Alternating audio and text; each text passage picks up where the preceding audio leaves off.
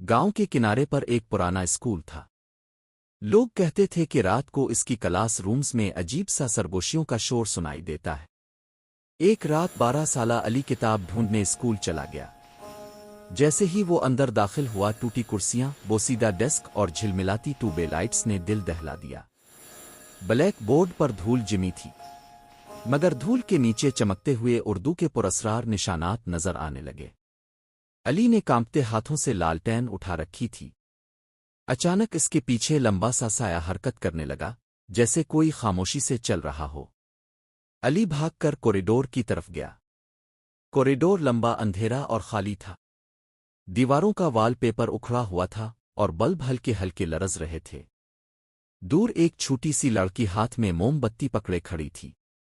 अली ने इसे आवाज दी, मगर वो आहिस्ता आहिस्ता दीवारों से लिपटे एक सायानुमा मखलूक के साथ चल रही थी। लड़के का दिल जोर से धड़का। वो भागता हुआ जंगल की तरफ निकला। रात का वक्त था, दरख्त टेढ़े मड़ई, नीला धुंध छाया हुआ। शाख से लटका पुराना लालटेन हुआ में हल रहा था। इसी लम्हे हुआ में चमकते हुए उर्दू के अल्फाज नमूदार हुए, जैसे कोई गैबी ताकत लिख रही हो। जंगल खुद सरगोशियों में कुछ कह रहा था। अली खौफजदा होकर गांव के एक वीरान कमरे में घुस गया, जहां एक बड़ा सा जंग आलूद आईना रखा था। वो सांस लेता हुआ इसके सामने रखा, मगर अचानक इसका अक्स मुस्करा अलफाटे। इस अक्स की आंखें सुर्ख चमक रही थीं। तस्वीर के अंदर वाला वो अली आहिस्ता आहिस्ता सर को टेढ़ा करके बोला, तुम देर से आए हो, अब तुम वापस नहीं जा सकते। हकीकी अली पीछे हिट गया। सामने खड़ा इसका बदसूरत शैतानी अक्स आईने की सतह को धकेल रहा था, जैसे कि किसी भी लम्हे बाहर निकल आएगा।